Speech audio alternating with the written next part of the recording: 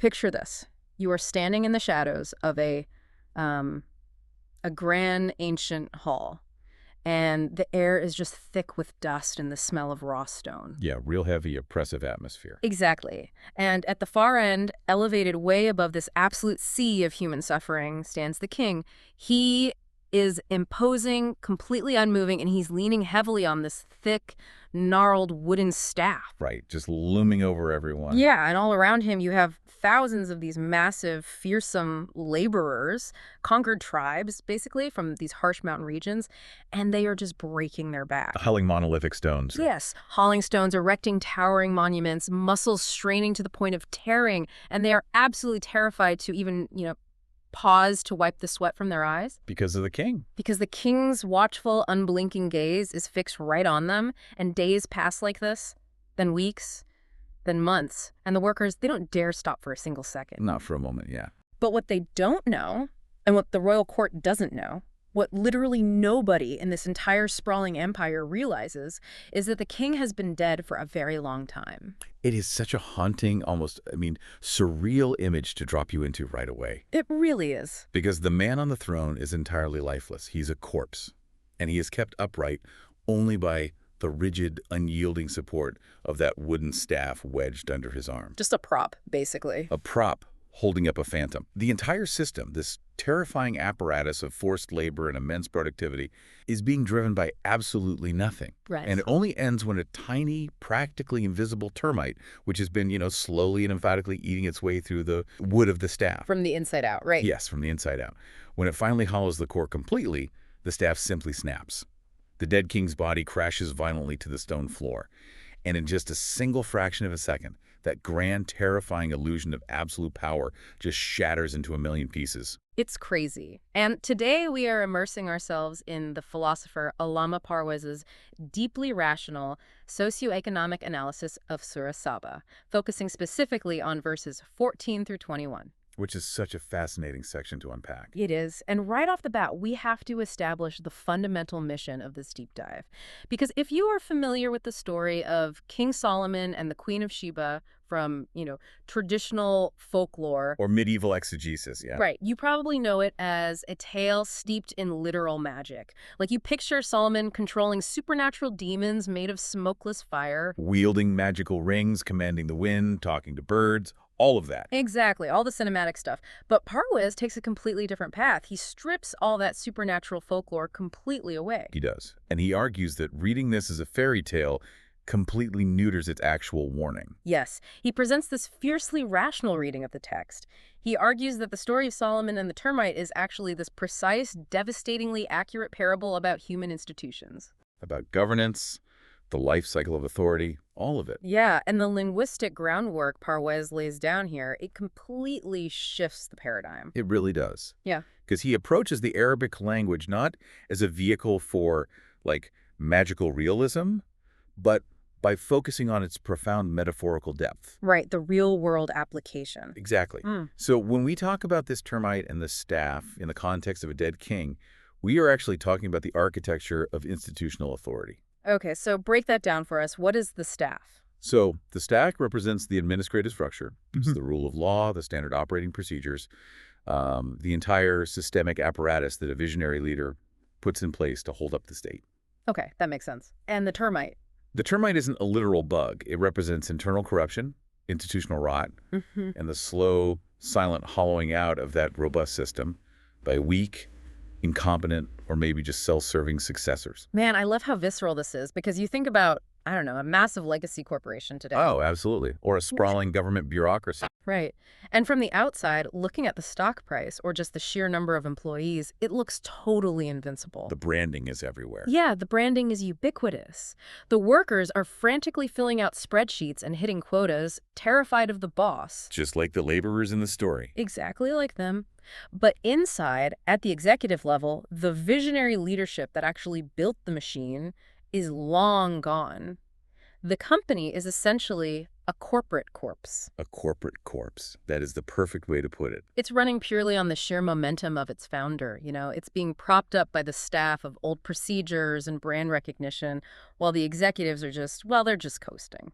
And if you take that corporate corpse idea even further, It maps perfectly onto the historical reality of empire building. How so? Well, authority often appears to stand tall long after the individual who built it has vanished, Right. or even long after the core competency that originally justified its existence is gone. But it only stands as long as that underlying structural staff is sound. It's all about the structure. Exactly. And Parwiz points out something super interesting about the workers in this story, whom the traditional text calls the Jinn. Right, the smokeless fire demons we mentioned earlier. Yeah, but Parwiz says they shouldn't be read as magical demons at all. In ancient Arabic terminology, the word jinn was often used to describe beings that were hidden or remote. So, like, people from far away. Yes.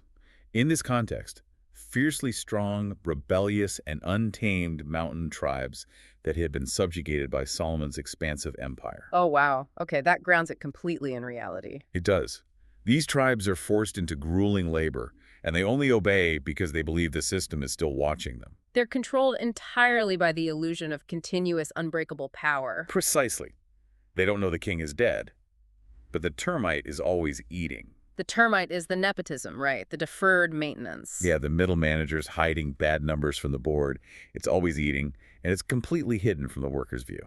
So the people doing the actual labor have no idea the system is rotting. None. Parwiz highlights this inevitable historical cycle. After a great unifying leader passes, the successors who inherit the throne rarely have the same grit or vision. They didn't have to build it, so they don't know how to maintain it. Exactly. The text metaphorically describes this as a soulless body sitting on the throne. They wear the crown, they sit in the chair, but they lack the substantive gravity of real leadership. So the corruption starts at the very core of the institution. Yes. And the tragedy, which is also the urgent lesson for anyone looking at modern systems, is that to the outside observer, the collapse never looks gradual. Right, because the subjugated tribes don't see the staff getting weaker day by day. They just see the king still standing there. The exterior of the wood still looks perfectly intact. The paint isn't even peeling. Precisely. The termite hollows the wood from the inside.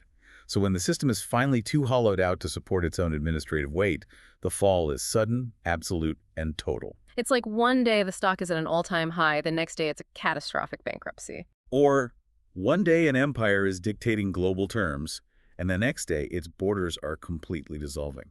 It's a genuinely terrifying thought. I mean, you could be working for an institution right now, or relying on a societal structure that is already functionally dead. Just waiting for the slightest breeze to snap the staff. Yeah, waiting for the breeze. And I think this realization that structural failure is often completely invisible from the outside is the perfect thematic bridge to the next massive shift in Parwiz's analysis. Because once you understand how the illusion of political authority collapses, it naturally begs the question of what happens when the economy is the thing rotting from the inside out. Right, shifting from politics to economics. Which leads Parwiz to transition from the engineered collapse of a political empire to the peak of an economic one. The story of the people of Saba in the region we now know as ancient Yemen. Moving from Solomon to Saba is such a brilliant structural shift, because Saba represents a completely different and maybe a more insidious kind of vulnerability. How do you mean? Well, if Solomon's kingdom was a masterclass in the illusion of political authority, Saba is a masterclass in the illusion of prosperity. Ah, okay.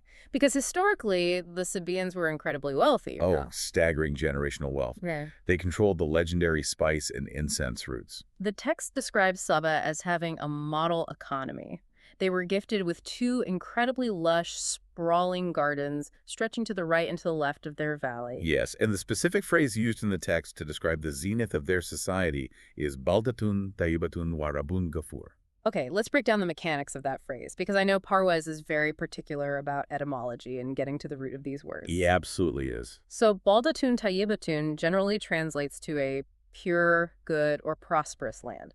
But what does that mean practically for an ancient economy? Are we just talking about, like, really fertile soil? It goes much deeper than soil quality.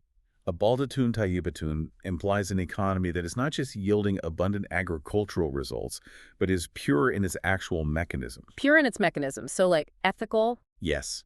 It suggests an economic ecosystem free from toxic exploitation, where labor is fruitful, resources are managed well, and the outputs are genuinely beneficial to the whole society. That sounds idyllic. It is. But it is the second half of that phrase, Rabun Gafur, that holds the key to Parwa's entire socioeconomic thesis. Okay, because usually Gafoor is translated in a strictly theological sense, right? Like forgiving, referring to God forgiving sins. Exactly.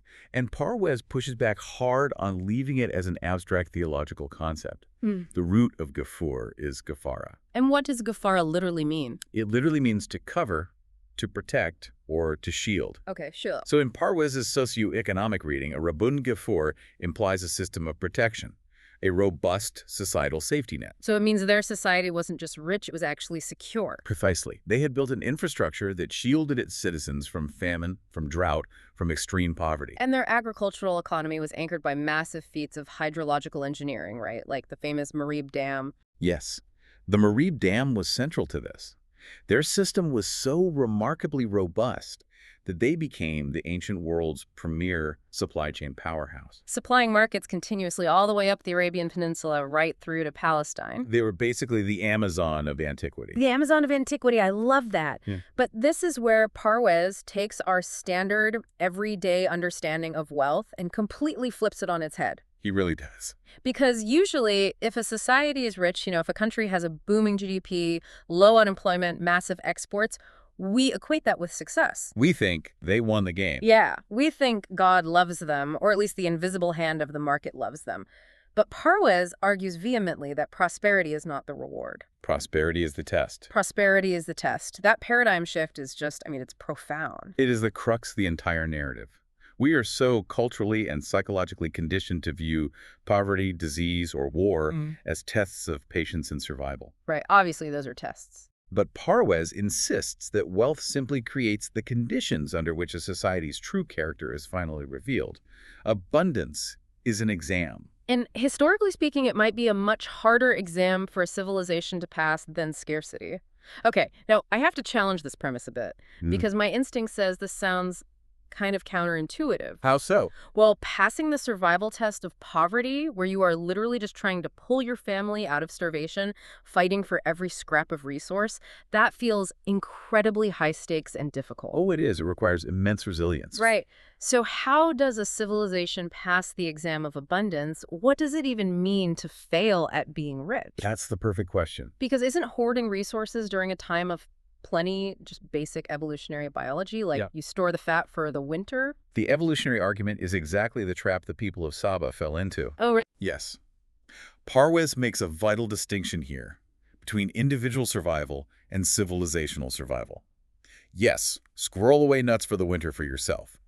But a civilization passes the test of abundance by maintaining equity and systemic integrity. Okay, systemic integrity. So what do you do with the surplus? Exactly. When a society has more than enough to survive, what does it do with the massive surplus?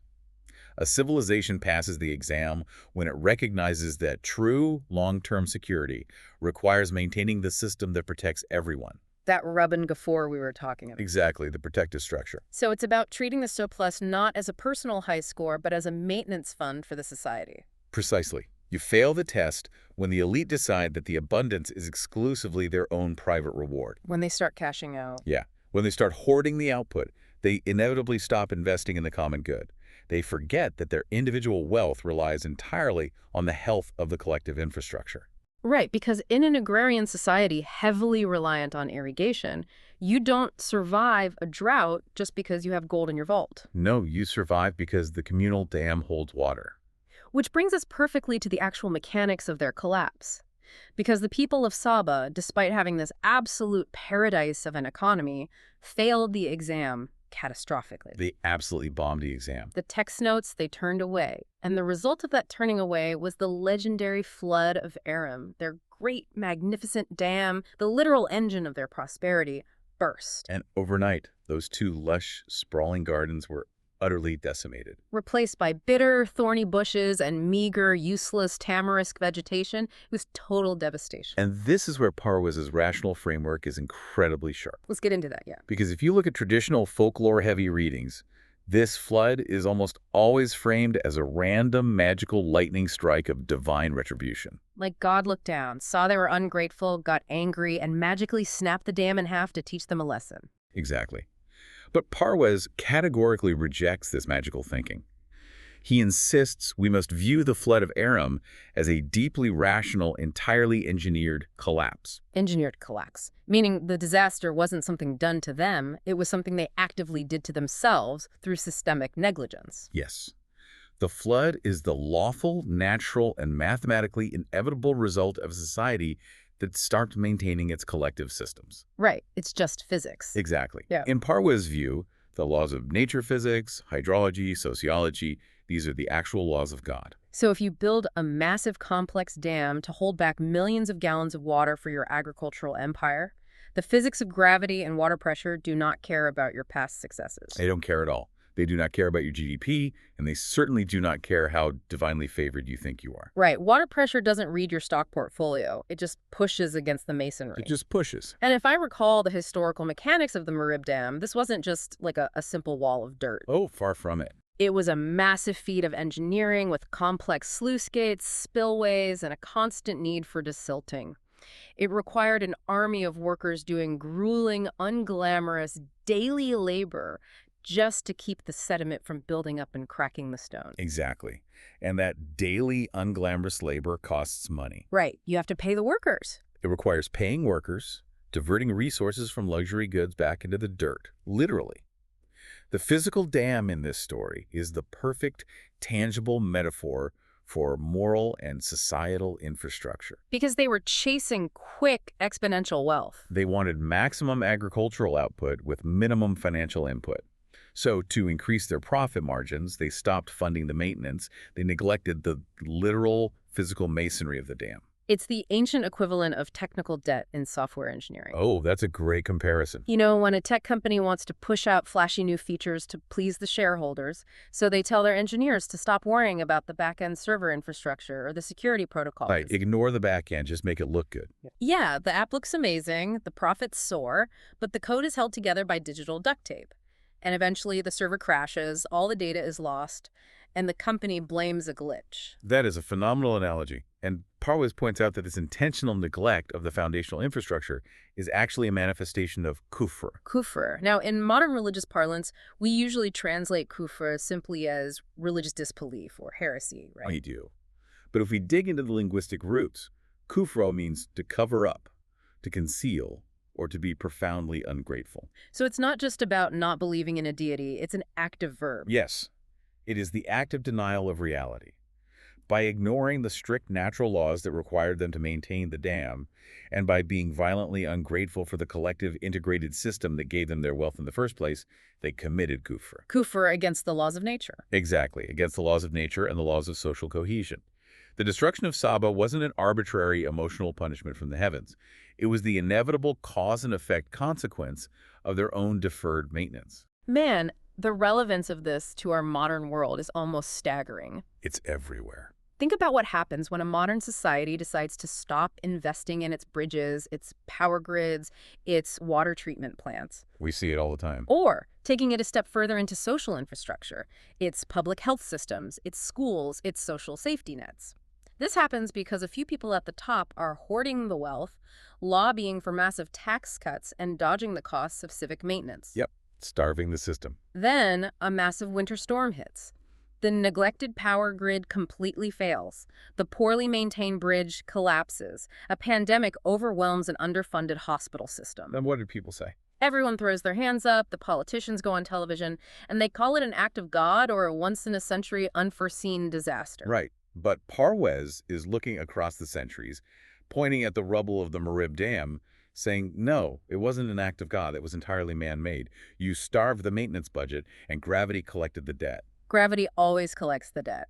The text validates that exact modern anxiety. You cannot starve the root system and expect the canopy of the tree to survive. It's impossible. And what's crucial to understand is why they stopped maintaining the dam. Because it wasn't an innocent oversight. Right. It wasn't that the Sabaeans suddenly forgot how masonry and hydrology worked. No, it was a psychological sickness, a virus of extreme greed that took root in their culture. And this brings us to one of the most fascinating, deeply psychological, and frankly chilling details in the entire text. I know exactly what you're going to say. The shift in their mentality regarding their trade routes. Yes, the prayer for distance. This completely blew my mind when I read Parway's breakdown of it. So let's set the stage of their supply chain. Okay, let's do it. The text describes how Sabah originally had these incredibly well-connected, highly visible, and secure towns all along their major trade routes. Right, a very robust network. If you were a merchant traveling from Yemen up to Syria or Palestine, you were never in danger. You could travel and always be in sight of a safe, prosperous settlement. It was the ancient equivalent of a well-lit, perfectly paved interstate highway. Exactly. With thriving local rest stops, motels, and diners every 10 miles, you were always supported. But then, as their wealth grew, a sickness set in. Yeah. Out of sheer greed, they actually prayed for longer distances between their journeys. The text says they demanded, "Our Lord, lengthen the distances between our journeys." It seems utterly paradoxical at first glance, right? It really does. Why on earth would a prosperous society want longer, more dangerous distances between towns? Why would merchants pray for a harder, more isolated, grueling journey through the desert? It makes no sense until you hear Parwaz's explanation. He explains this not as a desire for hardship, but as the ultimate ruthless manifestation of the hoarding mentality. It is the raw desire to monopolize. Okay, let's dissect the mechanics of that. Because how does actively wanting a longer, harsher journey translate into an economic monopoly? Think about what those closely connected, visible towns actually represented. They represented shared, distributed wealth. Exactly. If there are thriving, independent towns every few miles along the trade route, it means local economies are constantly benefiting from the passage of goods. Middlemen are taking a small cut. Local farmers are selling provisions to the caravans. Innkeepers are making a living. Right. The wealth of the trade route is dispersed across thousands of people. But if you are a greedy, imperial corporate power sitting at the center in Saba, You look at all those thriving, connected towns, and you don't see shared regional prosperity. what do you see? You look at them and see lost profit margins. You see 1,000 little cuts into your bottom line. You want to completely cut out the middleman. Exactly.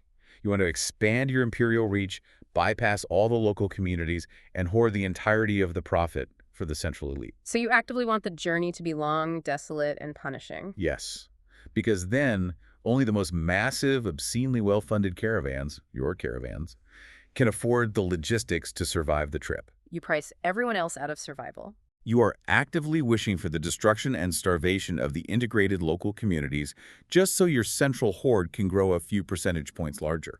That is corporate consolidation at its most brutal, ancient extreme. It really is. It's exactly what massive big box retailers or e-commerce giants do today. They intentionally operate at a loss in certain areas just to shut down all the local mom and pop way stations. Creating a retail desert. Yes, creating a retail desert so they can own the entire supply chain end to end. And because of this self-inflicted isolation, because of this intense predatory greed, the text says the people of Saba were literally scattered into stories. Scattered into stories. The Arabic phrase used is faja'alnahum ahadith. They became nothing but a myth, a byword for ruin. Fasha'alnahum ahadith. We made them into mere tales. It's such a poetic and utterly devastating phrase. They went from being the center of the global economy to being a cautionary bedtime story. And Parwaz's insight here is the linchpin of his philosophy. The breakdown of integration is the punishment. It's not external retribution. No, it's not that an angry deity saw them being greedy, snapped his fingers, and zapped them into dust. Right.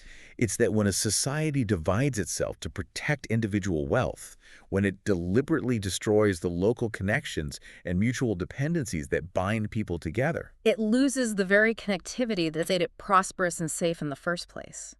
They engineered their own vulnerability.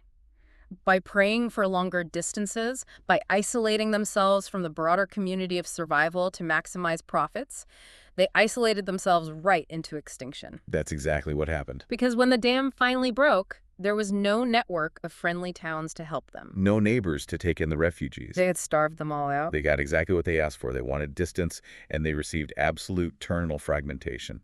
The social fabric was already torn to shreds long before the first drop of water breached the Marib Dam. This is such a heavy, dense realization. It really makes you sit back and think. It definitely does. Let's pull all these threads together and synthesize exactly what Parwaz is trying to teach us here. From King Solomon's dead body being propped up by a termite-eaten staff, to the lush, unparalleled gardens of Saba being swallowed by a flood of their own making. The universal law across both of these historical case studies is exactly the same. Authority, whether political or economic, is only as alive as the structural integrity that supports it. Yes, prosperity is not a finish line where you get to stop working.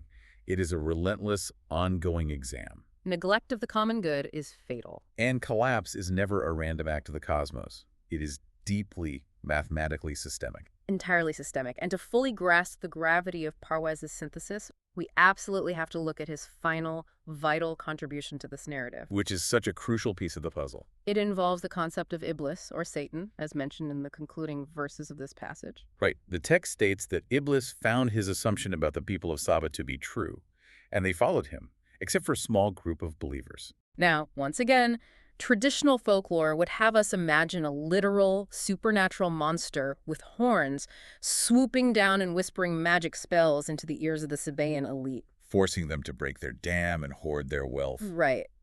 But based on everything we've discussed about Parwez's rational framework, I'm assuming he doesn't buy that supernatural scapegoating for a single second. Not for a millisecond. Parwez strips away the supernatural folklore entirely. So how does he define Iblis? He defines Iblis not as an external, literal demon that possesses people, but as the personification of human emotions, base desires, and raw selfishness rebelling against rational, natural laws. Wow, so it's internal. Completely internal. Yeah. Iblis didn't magically force the people of Saba to destroy themselves. In fact, the text explicitly points out that Iblis had no compelling authority or physical power over them whatsoever. His influence only worked because they actively consented to their own greed. Exactly. They chose the short-term high of hoarding wealth over the long-term discipline of maintaining their society. So, in this framework, Iblis is the internal impulse to skip the maintenance check on the dam to save a few bucks. Yes. Iblis is the boardroom decision to cut out the middleman and let the local towns starve to increase quarterly profits. It's an internal psychological state, a pathology of greed that we externalize and project onto a mythical figure so we don't have to take responsibility for our own destructive choices. That is profound. We invent the demon so we don't have to look in the mirror. That is precisely the philosophical framework Parwez is establishing. As he notes, drawing on a rich tradition of rationalist philosophy, every single person has their own internal Iblis. Their raw, selfish, immediate gratification drives. Right. And the goal of a moral, functional societal system is not to pretend those drives don't exist. It's to bring them into submission. Yes, to align them with the laws of nature and the common good.